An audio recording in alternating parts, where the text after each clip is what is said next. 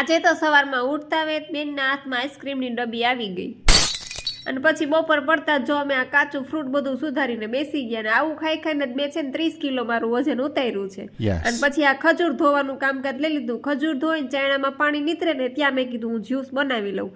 એટલે મેં આ ગ્રીન જ્યુસ બનાવી લીધું ને ત્યાં તો ખજૂરમાંથી પાણી નીતરી ગયું. ને પછી આપણે આ 2 ડબ્બા પેકિંગ કરી લીધા છે ખજૂરના.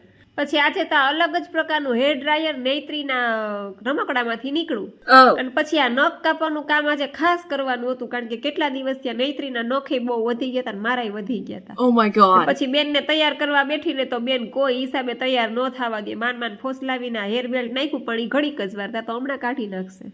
આહા. ને પછી બેન ઉપડી ગયા ગાર્ડને આ ઢીંગલો લઈને મોટો ને બાયણા નીકળીને મને આકાશ બતાવે છે પણ આકાશનો નજારો આજ તો કંઈક આવો હતો. Wow.